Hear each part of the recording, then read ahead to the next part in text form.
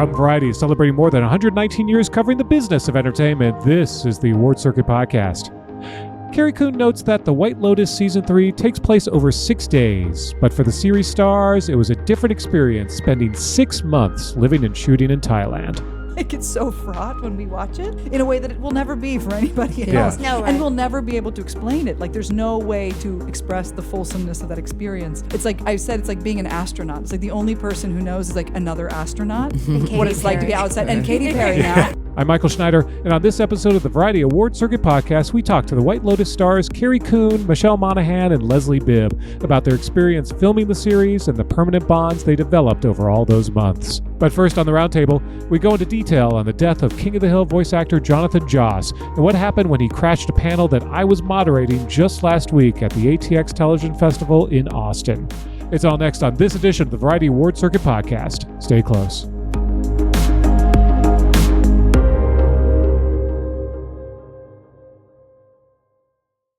Hey everyone, look alive. Voting is about to happen, so we are here to guide you through it. I am Variety's TV executive editor, Michael Schneider, along with the chief awards guru, Clayton Davis. I think I said Poobah before. I like Poobah. And Artisan's boss, Jazz Tanke. Official titles, of course. Every week I come up with new titles for you guys. So We love it.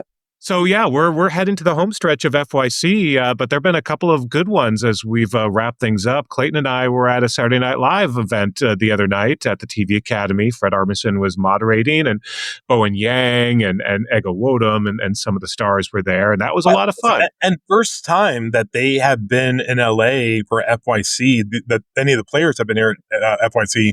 I think they said like in over 20 years that they never they never had the actors together because, summer they're off and then you're dealing with like 15 people's schedules.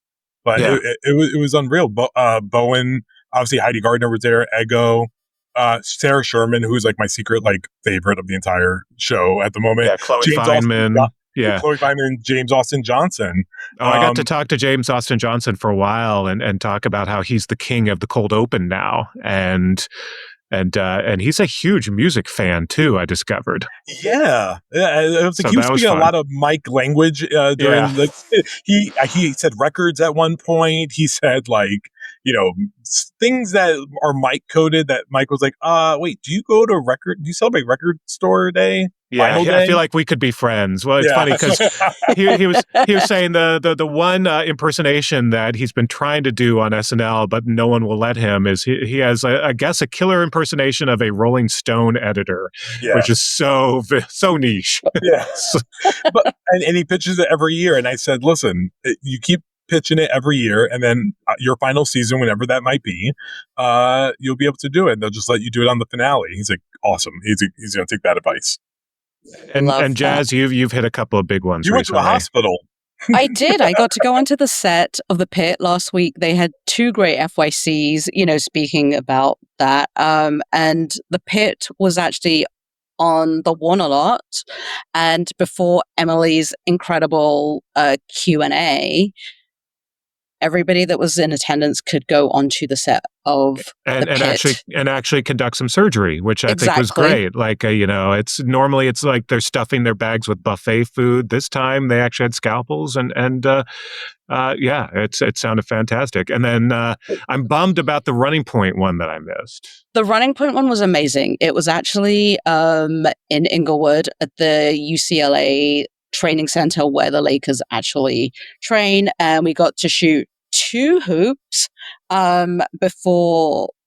the FYC, but it was incredible to be on the very ground that LeBron James and Austin Reeves train at. And as I saw the video of you shooting the ball, and I want to talk to you about something.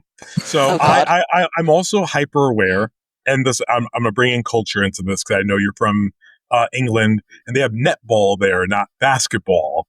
And when I was younger, I used to go to a sleepaway camp, and they used to have a lot of international counselors come. So I was like the only American among all these Brits and Irish people, and realized that they don't play basketball there. But the girls were really good at netball because they played that.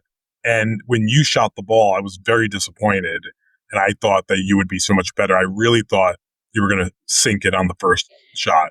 The very first comment I got was, why is she standing on the 3-point line from a 10-year-old? A 10-year-old actually, my friend showed it to his son, and it was like, why is she standing on the 3-point line? And then Jen, my wife, also was like, why are you trying to shoot a 3-pointer? Like, you could have gone closer.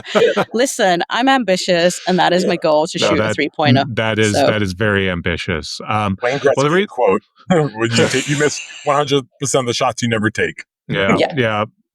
So the reason why I wasn't there was I was in Austin for the ATX Television Festival moderating. I got a chance to do a keynote with Seth Meyers, which went fantastic. And then I also moderated the revival and reunion panel for King of the Hill, which is coming back in a few months. I've seen the first 2 episodes of the new season, and it's great. It's like, if you love King of the Hill back in the day, I think you're really going to enjoy seeing Bobby Hill all grown up, and it's really fantastic.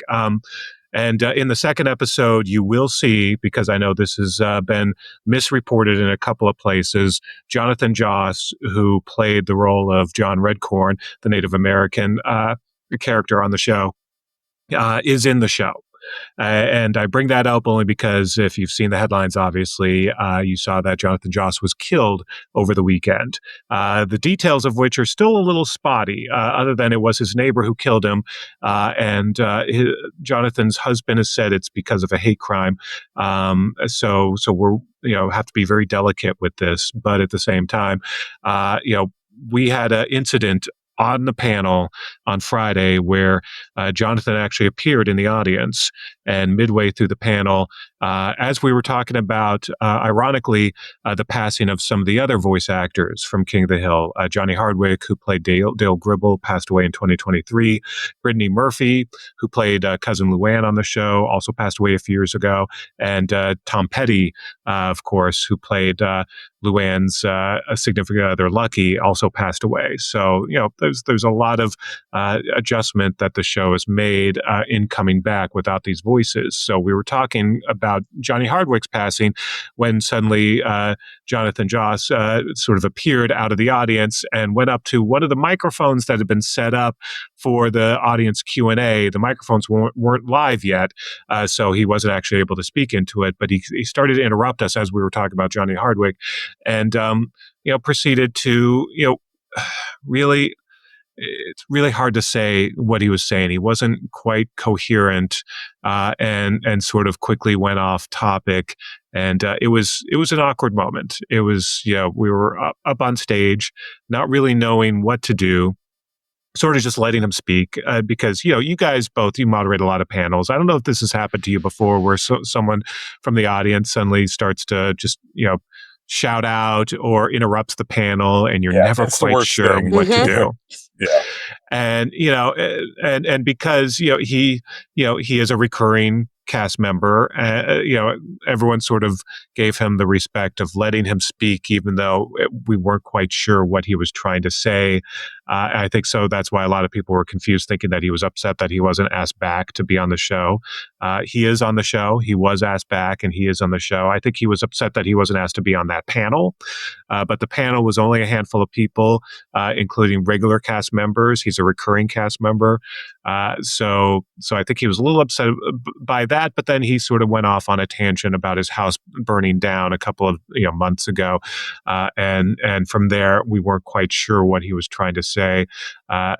Midway through, Mike Judge introduces him to the audience, and then eventually he kind of petered out and walked away, and we resumed the panel and started talking more about Brittany Murphy and Tom Petty, and kind of got the panel back on track. But it was a sad moment, and you could tell that he wasn't well, but nonetheless, over the weekend, then when we got news of what had happened, it was shocking, because the timing, weird coincidental timing that he had just been at our panel a day or two earlier, still a little stunning.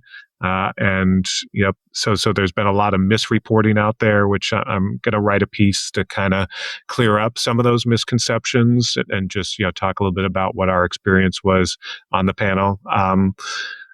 but nonetheless, it's one of those moments where I think we handled it right. We let him have his piece. No, security didn't come and tackle him. They didn't take him away. He said what he said, and then he was leaving when we resumed the panel. So there was none of that. And again, he's on the show. He'll be in. You'll hear his voice in season 14. Unfortunately, he's no longer with us though. To be a part of that. You mentioned this. I think this is something I thought about, especially when hearing the news and hearing that he was just he appeared while your panel was going on, and it's a very weird connection. I promise it'll make sense. But I've been watching Couples Therapy because the new season dropped, and there's a couple in the second to last episode that that talks about a friend that just got diagnosed with like terminal illness. Like, don't say what it is, but like they're gonna go. And they've been arguing so much like every episode. And that one episode, like they it was like that reminder that like you have all these ideas and plans in front of you, and then life can just like stop that plan from happening. So like it's very cathartic.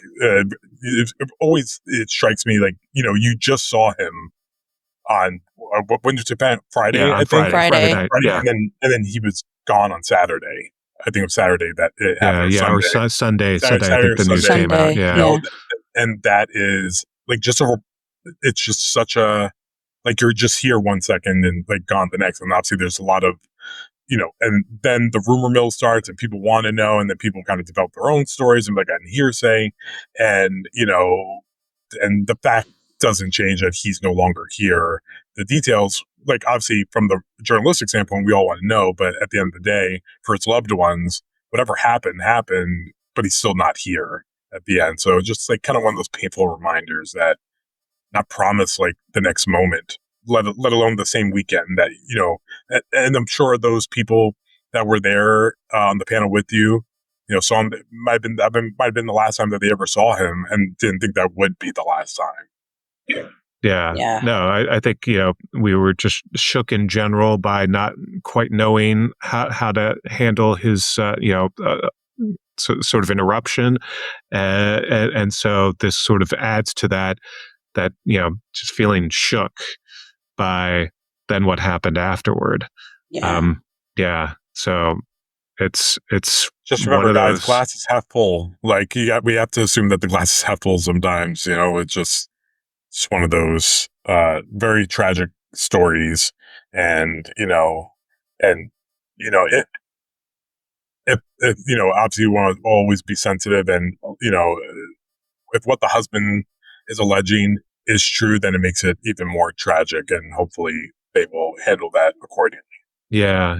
And there's been so much like different reports on what happened with his house. And it sounds like the San Antonio newspaper has reported that police had been called to his house dozens and dozens of times over the last year, for different disturbances and mental health checks and things like that. So clearly this there was something sad going on, and I just feel for everyone there. And I think the best tribute is the fact that he also was had a great part on Parks and Recreation as well, and that his character John Redcorn will be seen when King of the Hill returns in a couple of months. So that's kind of all we know. But So can I also, let me just like it's like weird. I'm talking about something tragic, but talk about King of the Hill in particular, and it's going to make its return. I don't know if this happened for you, Mike. Probably, I don't think it did happen for you. King of the Hill and Bob's Burgers really like overlapped in a very weird way for me because I don't remember when King of the Hill premiered, but I remember not being able to really delineate between those two shows for a good long while, and I don't even remember when King of the Hill actually went off the air. Well, it went off in 2009, right around the time that Bob's Burgers came on. So in some ways, they kind of like sort of segued right into each other. Were they ever on the air at the same time? This is going to be the first time that they're on the air simultaneously? when it comes back? Possibly. I'd have to look back at the timetable, but there I was think a short overlap if there was one, is what yeah, you're saying. exactly. Interesting. So, but yeah. both very good, like family slice of life comedies, and so King I'm of the Hill glad for me was always like I considered it the Beavis and Butthead spinoff. That's what I just thought it was trying to do Beavis and Butthead on network television because you couldn't do the real Beavis and Butthead on Fox. Sort of, but it was much more grounded. It was much more of a family comedy. It was family, and what's interesting is that, because it was really the second animated comedy in prime time that to do well after The Simpsons. It was because it started in '97, and that was the start of Fox being able to build up an actual animation domination, as they ended up calling it, because it was before Family Guy came on. The animation domination. So it really started with Simpsons and then King of the Hill. And King of the Hill was very different from The Simpsons, whereas The Simpsons was, much more heightened and much more sort of, there's a lot more flights of fantasy, obviously, in The Simpsons, where King of the Hill, very realistic, very grounded. Normal. Yeah.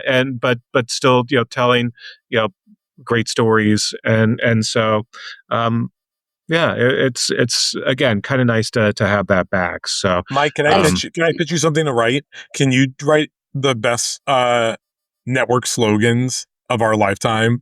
So animation domination could be on there, and then we could talk about NBC Thursdays and the more you know. By the way, go. there's probably nothing more in my wheelhouse than reading the best network slogans of all time. That is something I will do with relish. Rank them. Well, hey, on this week's episode, we have the ladies from the White Lotus, and we had a great conversation. So we have many. we have Carrie Coon, Leslie Bibb, and Michelle Monaghan. Of course, the three friends who made quite a splash, including Carrie Coon's final speech that sort of brought it all home and brought that relationship back together on the show. I know we love her for the speech, and I always love Carrie Coon. If you guys go back, read my best HBO performances of all time, and she's number 2 for The Leftovers on that list. Yeah. But she also taught me how to run away when you hear gunfire.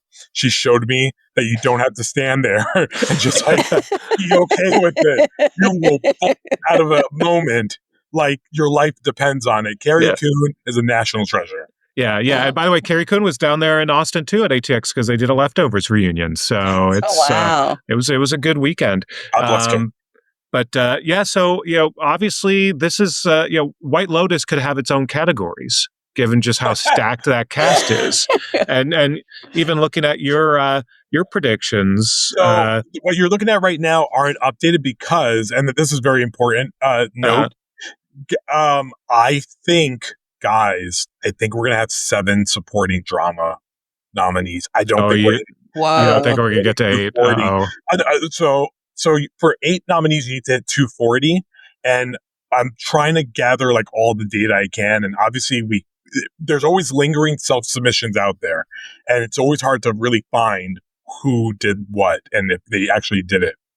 But I'm still in like the 180s, 190s and it has parity. So all you need is one of them to hit 240, and then the other one will be given 8 as well. But I think we're gonna have 7, which actually I think makes this even more competitive. I don't know what's gonna occur. Like I don't know how many White Lotus women are gonna for them especially. How many White Lotus women can make it? And then you have Severance, Patricia Arquette, and a lot of people are thinking that hopefully I'm saying her name right.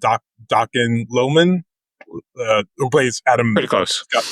Adam Scott's wife on the show. Yeah. And then you have the Pit ladies. Like I'm telling you, this is going to be a photo finish, and there are going to be some very upset people at the end of it.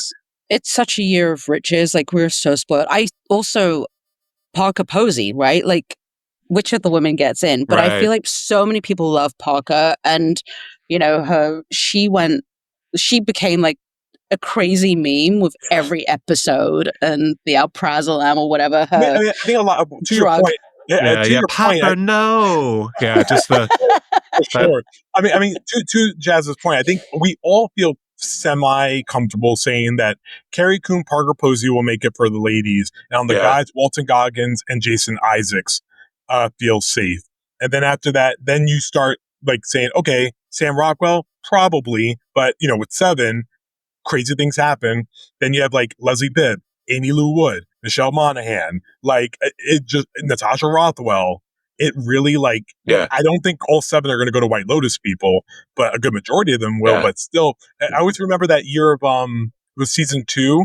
It was like imagine being Haley Lou Richardson, and you on that morning say, I'm the only one not here, and that sucks. Like, what did you do or didn't do? What if the like you should just, if your middle name is Lou, then you're in trouble, because that's not good news for Amy Lou Wood. I mean, ooh, good trend piece. Wow. That's a trend piece right there. No middle name Lou. And by the way, and Mike White isn't here right now because he's filming Survivor. It just started this week. Day 1 was earlier this week. Yeah. And he won't be at the FYC panel, so they're going to have to just do it for themselves, man. But like you talk about like the Pit and White Lotus dominating, right? And then obviously Severance, but then does The Handmaid's Tale, like does Yvonne make it in? Because final seasons matter. Like final seasons do things to a voter psyche. I mean, I think Andor is going to do so well this year. Like I think it's like really going to. Yeah, there's a real Andor like momentum right now. You can feel like, it. Yes, in a very like it, I wouldn't say not in like it can win way, but like in that Mandalorian season 1 way where you're like, it's going to get so many nominations and then it might win a ton of creative arts that's going to trick us into thinking it could win on the day. But I do think it's good. Like, I think Diego might do it. I think he might get in. And then we'll see if Audrey or Genevieve can do it as well. But I mean, this is a race this year. And then you have Paradise, and then you have, Squid Game season 3 is about to drop right when voting starts, pulling a bear move. And, and then the bear's going to come back. What a year. Let's go back to our 3 guests this week, because this is awkward. Clayton, at least in your last predictions, you had both Carrie Coon and Leslie Bibb in your top 8, but you did not have Michelle Monaghan. I did not have Michelle Monaghan. Awkward. It is. I mean, listen, I love this. Just for the record, love Michelle Monaghan, and I go way back on Michelle Monaghan. Like I loved her in Gone Baby Gone and all before that. And I think she's great on the show. Again, we are fundamentally having a discussion about like 8 women going for 7 slots. That also, there's other shows that are in the running, So, I mean, listen, she might make it. She really might, but then she doesn't, like there are some people who are predicting her, and I don't think you're wrong to predict her.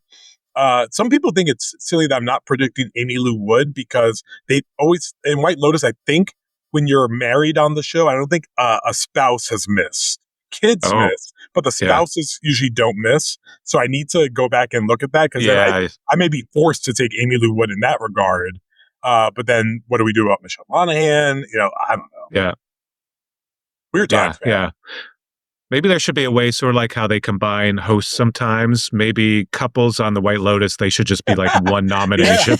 Or families, sure. It's just one nomination, since they're all sort of so intertwined. Can I ask one last question about it? Because there was chatter at the earlier bit of the season. Obviously, it didn't turn out to be true, but there was chatter about maybe 1 or 2 of the White Lotus people going into lead. Do you think that actually would have helped a ton in this regard? Because I think then, let's say Walton and Amy both went lead, I think they would have been shoo-ins in their category. And then at least to get nominations. I'd like to get nominations. It's probably harder though to get a win, just because they are seen more as supporting. Yeah, but then you still have the same issue anyway, because then then you're still potentially vote splitting and supporting regardless. True. So I think they should have tried it this time around. Yeah, but then how do you decide? And that just leaves like some, is it worth like leaving some real like bad hurt feelings on the table if especially if you're Mike White and you're like, I can't choose who my leads are. They're all leads. Maybe they should all have gone lead. pull a friend and just like, we don't separate.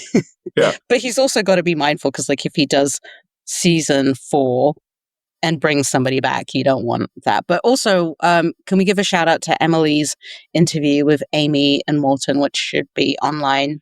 The cutest photo of a cover I've seen in a long time is them two. That cover is just like adorbs. It's like Snuggle Bunny. Love it so much. Oh, I'm sorry. I have to say it. Sorry, I'm all over the place, but I do need to give a shout out to Will Trent, because I moderated their FYC this weekend at the DJ, which was full with Ramon Rodriguez and the EPs and director. Will Trent, procedural drama, season 3. I believe, Mike, you can correct me, I believe it's one of 5 broadcast shows that have 3 or more seasons that the ratings have increased every year. Yeah. Which doesn't, it's like not known. That never happens anymore. But that show is really sort of coming to its own. It's become a big hit. So and they're going for it. And I wonder if Ramon could be that surprise on the morning. Dude, the EP2 is killing it. I could totally see that. This is broadcast year. I think that'll be one of the stories that we write that morning. Is it could be broadcast year. But all right, we're gonna have to leave it there because we got Carrie Coon and Leslie Bibb and Michelle Monaghan waiting for us. So that's up next right here. See you guys next week. See you next week. Bye. Bye.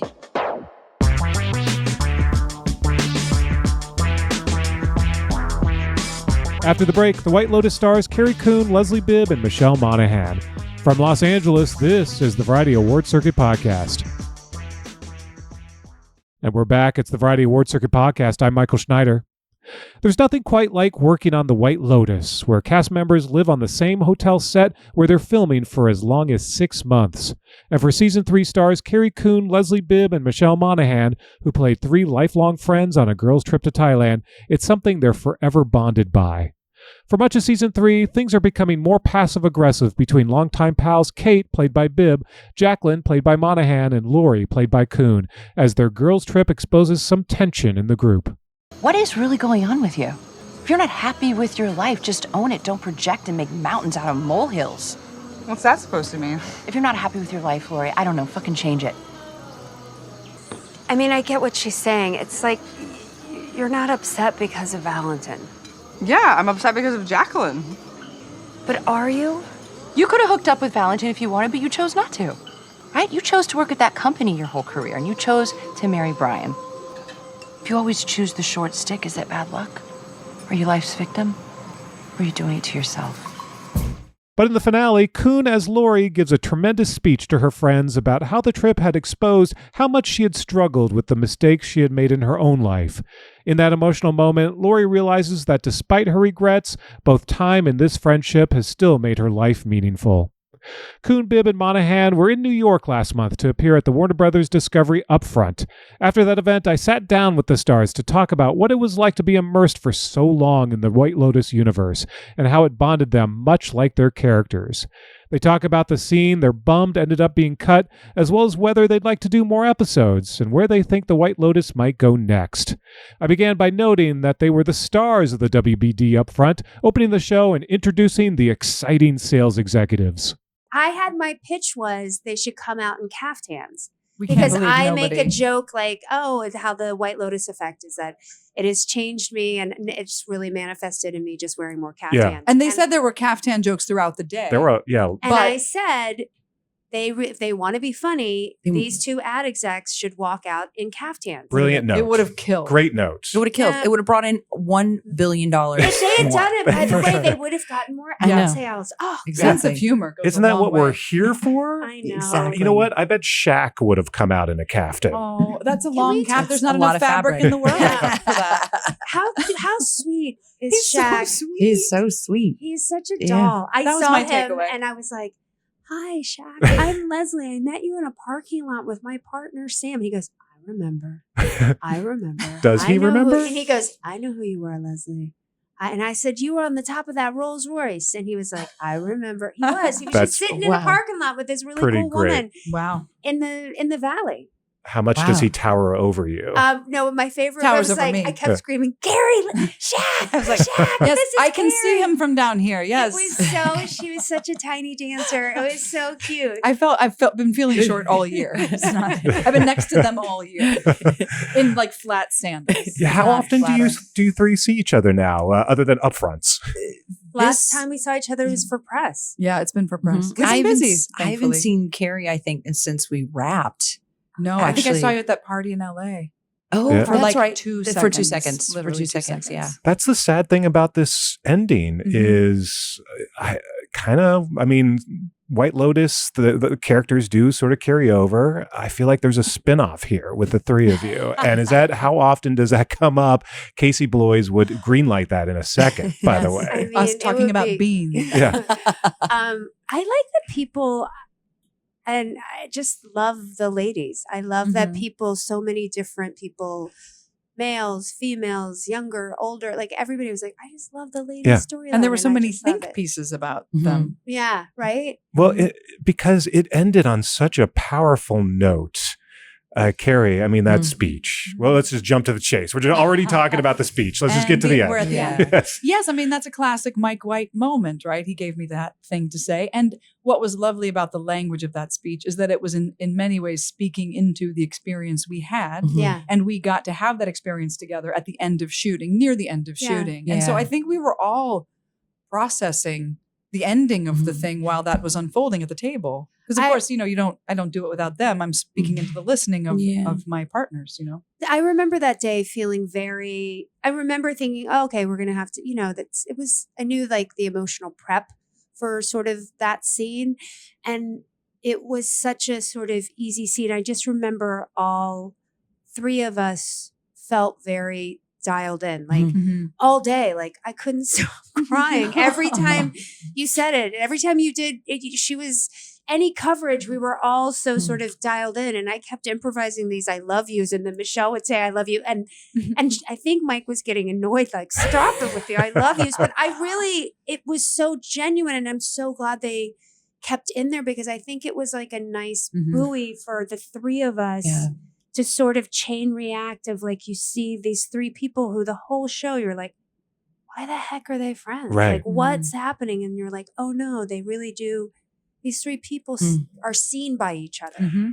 And I think also, I think speaking to what you said, we were all sort of dialed in at that point. There was such a ease of performance by that time we were shooting that, and as Carrie said, coming to an end. And Mike's words are powerful, they just are. It's the subtext of them, just how nuanced they are. But I can't stress it enough. Like it's always, I've been doing this for 25 years. It's always such a constant surprise when I see my fellow actors like bring the magic of those words.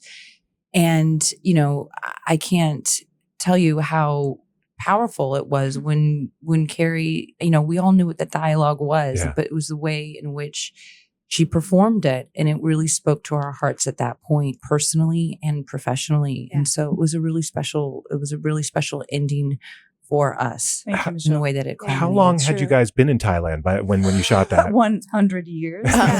Maybe we'd been there like This is the Rosewood. We right? were Rosewood. Almost 4 months. Was that when it was? It's Yeah. April. I want to say we were back that was the second time. It was the last run. It was the last in time. So Rosewood. I think that was after spring break. It was like we were looking at like that's in May, like end of May into June. And then So 5, 6, but we were probably in month 4.5, so 5 you months. really were feeling the emotion at that point. Yeah. Like we were feeling. you know what? Of Our things. last day. You know what's Yeah. so funny? Our last day filming the three of us together Was the water fight. guys. The Songkran Was the water? felt Yeah, it. Songkran. And so, which was a very Yeah, that was because I was the first one to leave. It was Yeah. a wildly emotional They day. couldn't at the end. actually- It was so bizarre. Yeah, they didn't know if we were just wet or just bawling our eyes out everywhere. I mean, my own water. yeah. It was such a weird, like the emotional level of how it snuck up. Like It was really surprising. And the thing too is the audience watches this story unfold over 6 days, but so much of our lives was lived in between. So we were there for 6 months. So you see 6 days. Yeah. But that's like we spent half a year together so making nuts. this thing far from our homes and our families and our routines. And it's just like it's so fraught when we watch it in a way that it will never be for anybody Yeah. else. No, right. And we'll never be able to explain it. Like there's no way to express the fulsomeness of that experience. It's like I said, it's like being an astronaut. It's like the only person who knows is like another astronaut. And What Katy it's like to be Perry. outside. And Katy Perry now. Sorry, Katy Perry. Yeah. Sorry. Yes, a feminist coup. And so like I think forever, like you'll see another across the seasons. Whoever's done White Lotus, you're like, I see you over there, Yeah. sir. You know, Aubrey Plaza came to our Christmas party this past year, and she walked into the apartment, and I just looked like across a room. I looked at her, and she asked me something specific that if I said to these two, you guys would howl with laughter. I bet I can guess, but I'm not going to. It's one of two things. Yep.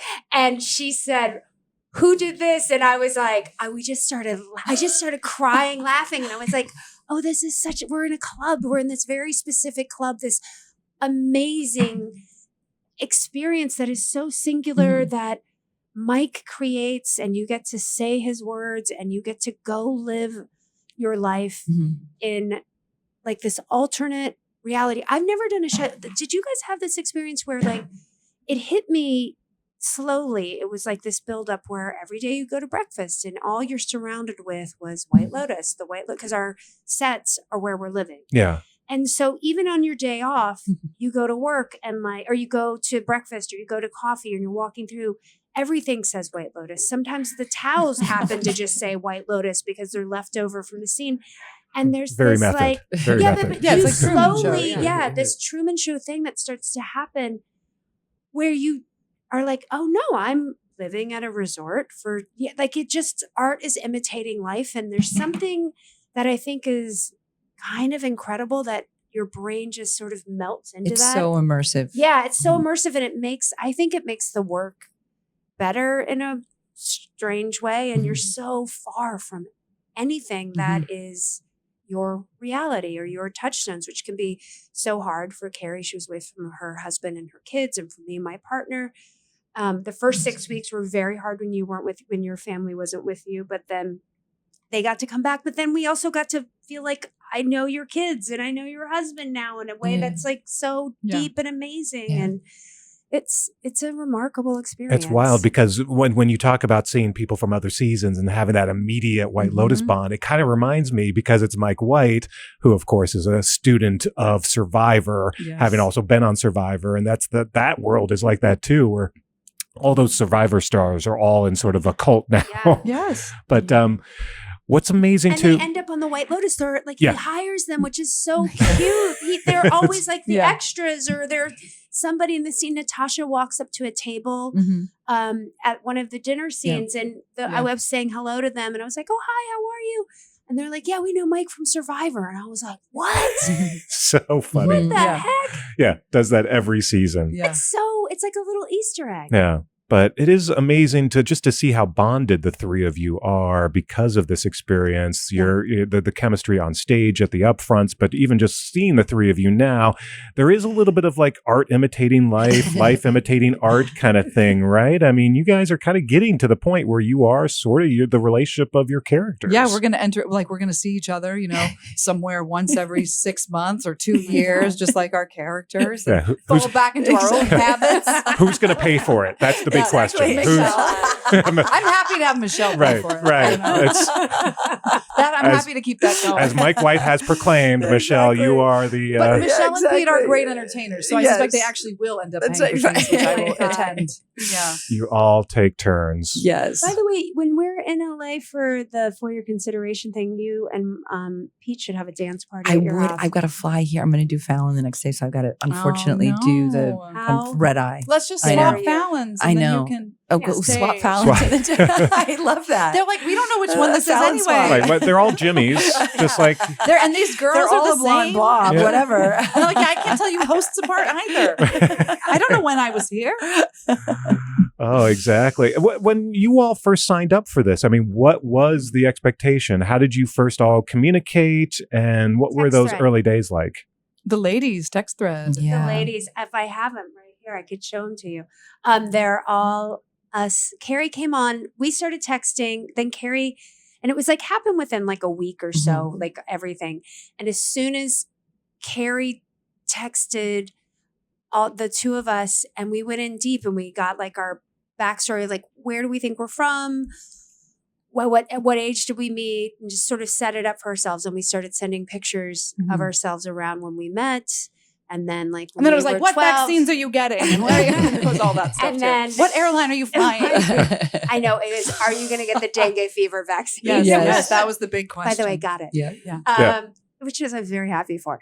And so it was really fun to see these two guys when they were kids. It's so fun. And like there was this immediate rapport and this backstory that was just there. And we got shot out of the cannon first. We were the first ones to film. So we were the first ones there on the ground. We were the first day shooting with the crew there, with a new crew for Mike. And I don't know. I feel like from the jump, we also have all three of us have a very similar work ethic. So as corny as that sounds, I feel like that just rooted us. Sorry, my jacket's so loud. Settle down, Leslie. Sorry. Very emphatic. Yeah, but no, our work ethic is very similar. And if you've been in the business this long, you're working hard. You know, you figured out how to work and you have a process. And so it's a pleasure. We don't often get to work together at the same age. It's usually just one of us in a project. And so to work with other women at this stage of life, where in fact, if we've been in this business long enough, we have a lot in common. And even though our lives are kind of different. And then like where we were discovering a new friendship as we were playing an old one, which is that's a very generative space. Yeah. Well, I'm curious, some of the backstory that you all kind of created for your friends. What don't we know about this trio that you created and that you know? That's what happens on the text thread stays on the text thread. But don't you wish they could have seen the puppet show? Oh, like when we actually acted out. They didn't show the puppet show? No. God, it's not in the ending and it's not in the dream. And we did it twice. Where we actually we talk about Jacqueline being the face and me being the arms. It's so and we acted that out and it was like 3 a.m. We were out of our minds when we shot that. It was really fun. So sweet. We were listening. It was really cool. It was really sweet. So there's some things you won't see that are part of our history. But it exists somewhere. So maybe on the DVD extra. I was about to say that, but I was like, are there DVDs still? But yes, my husband owns all of them. Yes, I assure you, sir, they arrive at my house every day. Big Criterion fan, right? Not just. There are so many more beyond Criterion. Yes. But we don't have to talk about that. We'll be here all day. Well, the two of you are in a bunch of them, so that's understandable. Some. So some of those secrets remain. They remain. But that dream sequence, I miss.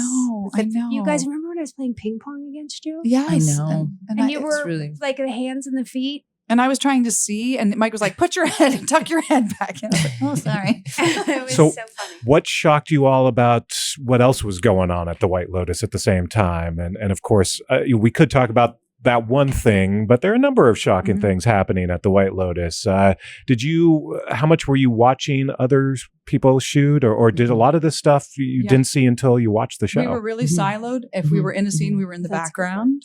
And our scripts were collected. We didn't get to keep our scripts when we moved from place to place, and we moved like 12 times or something. So I tried to forget as much as I could because I wanted to see the work unfold because we just weren't privy to it. I saw like a GIF or something, and I mean we were there with that. So we shot our stories sort of went by Parker and the Ratcliffes like one time, like when I came up to her table and I was like, "Hi, I remember you from Claire Popovich," whatever. And she didn't really talk a lot in it. She was chewing fruit, and she was like, so much fruit, yeah. And then the show comes out. And then I see these memes about lorazepam. And I was like, I might have called you, or I saw one. I was like, I had no idea that Parker was doing a North Carolina. Like, I knew Jason was because he would talk in his dialect a lot.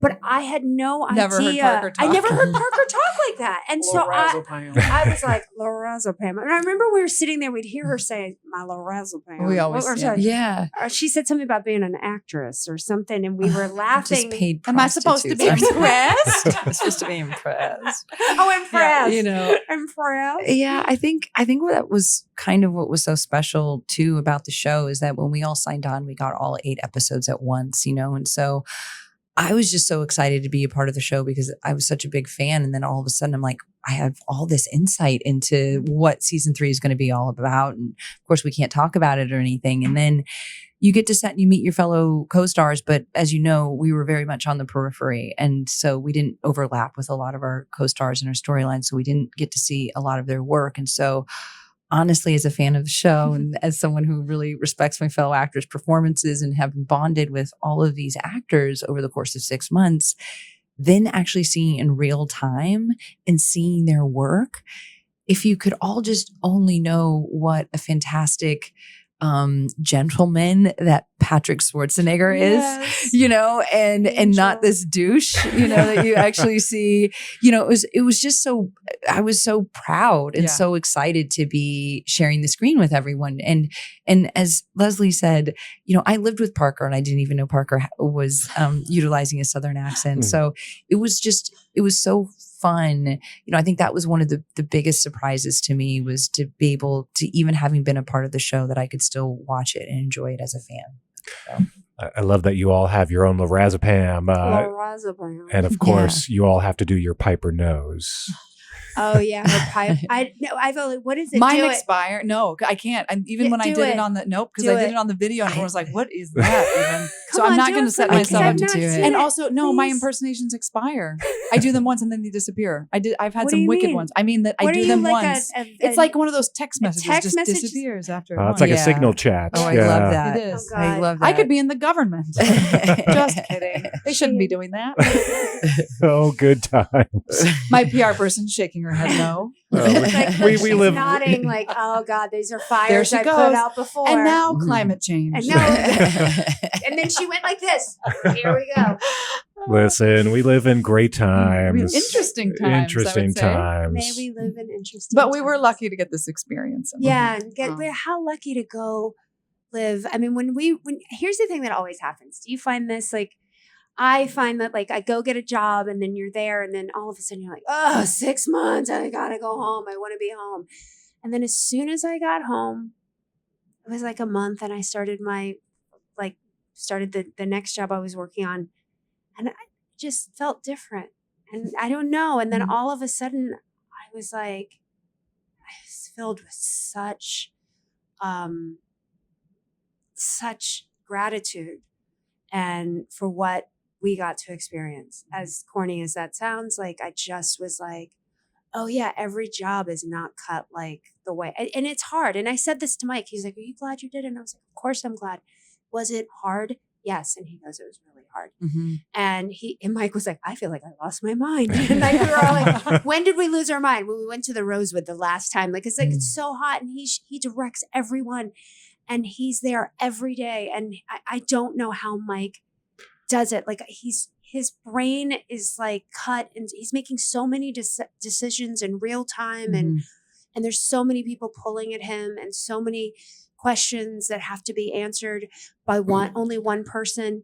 But it is just one of the greatest experiences I will ever have. And so singular. I don't think it can be repeated ever. Unless you do another season of The White Lotus. But if you ask Natasha, the first season she was like, they're so different. They're all so, they are very different. So I think we're all really, really lucky. And what Carrie was saying is like, I never get to work with, I would never, ever get to work with these two. And like the fact that we're all like supposed to look like each other and have a similar essence, but yet have these very distinct characters. Like, Mike really knows how to write great women. And we're so lucky to have that. No, there's something, I mean, really special about this show, and you all have such amazing careers. But this is probably, it feels like this really stands out as one of those career moments for the three of you. Yeah. So if there were to be a chance to do more, I know you guys are asked this all the time, but where would you like it to be? Someplace cold. He'll never do that. I sent Mike a video of this place. All he has is shorts. Of course he won't do that. Yeah, shorts and t-shirts. I sent him a picture of like this location I was in, and like it was at the Shining Hotel up in Oregon. And the snow was up past the window. It like snowed like something crazy, like 30 inches or something. And I said, Mike, look at this. And he was like, I'm fearful. I don't trust where you are right now. I hate the cold. And I was like, well, I guess Never mind. That I do know is that they'll never do a cold one. He'll never. Yeah. No way. But what you didn't see in that last scene is that little room we were shooting in, it's like shooting in a greenhouse. It was like a green, and we were in between takes, you're just trying not to move. And you didn't see like the pile of tissues next to my chairs. We're just like mopping ourselves off. I cannot believe we didn't look soaking wet because that's how we felt. So You know kudos what? to the hair and makeup And team by the for way- keeping us looking like for your normal consideration. humans. Humidity is great for your skin. Yeah, well, didn't You looked- felt like I had rosacea. No, you didn't. You looked gorgeous. Rosacea pustules. No, It was horrible. you looked gorgeous. But yeah, it was really extreme. I bet you. What do you think? Do you think he'll go somewhere? Maybe something Jungle? active, like Yeah, like adventure travel. like an adventure one. I don't know. Or is it has to be on a beach? I feel like it's Europe, Yeah. but I don't know where in Europe. I Because he feel said like he's a tired of city, waves. He's tired of like waves. like Scandinavia feels like it could be a really like in the summer or the spring. Don't you A think like fjord. because he'd never do the cold, Mhm. but I feel like that's like we've done the beach, right? Yeah, we've done it. What about like Berlin or some city? Yeah, like some maybe cool- maybe something in Bangkok really Yeah. set something off. in him. Yeah. It was really. I think they had a really good time Oh, shooting that's good. when In they Bangkok. went when Walton and Sammy were there, which was like such a different experience than Mhm. we had. Everyone's like, "You got to have Sam there," and I was like, No. "No, I didn't." They're like, I was like, "We have two different." My experiences with the girls, and then Sam had his experience with Walton. But I was like, "Oh yeah, you have such a different." It was like Chinatown and temples and like Mhm. and the streets of Bangkok, and what's the river that runs around you? In Bangkok. Oh, I know. I That can't thing. say. Yeah, I know the one that we looked out on Yeah, every the single single day. day, yeah. Exactly. By the way, enjoyed Sam's cameo on SNL last Yeah, it's weekend funny. too. Yeah. I So- came home and I put on those glasses and I was cleaning my closet and I just wear those heart-shaped glasses. Yeah. It's like, he's a funny duck, though. Yeah, no, I love keeping it in the family. It's there was so much going on this season. We didn't even get into that. Yeah. there was a lot. I think that Keep up with. monologue though is I always when I read the full 8, I thought something about Frank's monologue felt to me what Mike was saying about like what this whole season is about. Mhm. And I just thought that monologue was something else. And I'm really happy Sammy got it was in the care of his work, Yes. his hands. I think he treated it like perfectly. Yeah. Yeah. And to see Walton's face. Yeah, I and they're mean, best buds. Yeah. So that was it's great like listening. Yeah, Yeah. and the two of them together, I think there's an innate trust and friendship there that you believe these two have known each other. Mhm. Like they could rob a bank together, and I feel like Walton and Sam could probably rob a Yeah, bank that's together. that tracks Yeah. for me. Yeah, that I tracks, right? wouldn't stop them. I Yeah. would just watch them do it. Yeah. I also feel like the two of us, the three of us, could like we could rob a bank. Yeah. I was gonna say you guys could have the spinoff. I don't think they can for obvious reasons. No, they can't. But I think the ladies could have one. I just do love that. I love how like people really do love Mhm. Yeah. the ladies. No, it really, I mean, again, just it in the end, it all sort of came together and it was so emotional. And maybe it's my hormones, but I kind of got choked up thinking about it and that friendship. And it's kind of, it's hard to be friends for such a long time and the drama that comes with that and the distance sometimes and to see the three of them sort of navigate that was so fun and fascinating and just delicious to see the three of you do that.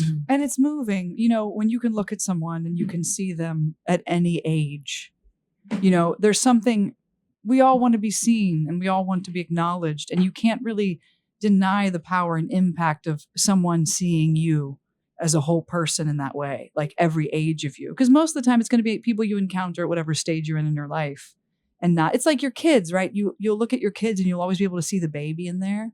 It's like just somebody being able to take in to have your whole history, even if it's fraught and not perfect, just that they can hold it. There's something very moving about that, I think, for anyone who's of a certain age and looking back. So. Yeah. Because sometimes we only do show like that part of like we only want to show somebody that it's very scary to show not great sides of ourselves. And so I think these three women do feel seen by each other. Yeah, I think that's what Mike does so well, right? Is just hold a mirror up to the audiences, right? He creates characters that we see glimpses of ourselves in, and I think what he did with the ladies is that he was really astutely examined womanhood, the complexities of friendship. And as Carrie was saying, and you're saying, like, as they evolve, they sometimes devolve as well. And in the sense that even you're one step forward, two steps back, you're still experiencing and you're growing together. And it's kind of what you do with this new information that you get and that you learn about yourself and you learn about each other. And you're like, well, is this going to fracture us more? Or are we going to take in this new information and go like, hey, let's move forward from this, And I think it's something that just we all relate to. As you were saying, you choked up, you're a man. Men relate to this just as much as women because they have seen themselves. They've either endured it much like women, or they have watched the women in their life, whether they're mothers and sisters and daughters, perpetuate it. And I think that, it's very real and authentic. And Mike just did it he explored it in such a beautiful and profound and also very funny way. Yeah. And that allowed for people to be really invested in the ladies. So yeah. And now as they leave, they also got to experience a lot of murder. So that was somebody exciting too. Asked me, they're like, "What do you think, Kate? What do you think she's going to say when she gets home?" And I was like, "Oh, she's not going to talk about the murder." She had the best vacation. There wasn't a murder. Kate won't talk about the murder. She's not talking about that murder. She's going to go home and said she went to a great club. We danced with some guys and it was great. We had a great trip. Yeah, it's a great trip. Let me tell you about these two brothers that were on this trip. We I don't don't know know them. what's happening with those two. We were never on that boat. What happens on the boat stays on the boat. Yeah. Let those brothers be. Yes, exactly. Hey, to each their own. No judgment. No judgment. When you're on the shrooms. Well, so fantastic to see the three of you. Thank you for stopping by after your hectic upfront morning. It's a fun We day. should have stretched for that. No time. There's never any time on these hair We and could have makeup got on stage and mornings. done our yoga. Done with dog. Or water aerobics. Oh my There- God. Would have been fantastic. Well, lovely to see all three Thanks of you. for having Thanks us. so Thanks for much. Thank you. Bye. That's Carrie Coon, Leslie Bibb, and Michelle Monaghan, stars of HBO's The White Lotus Season 3, now streaming on Max.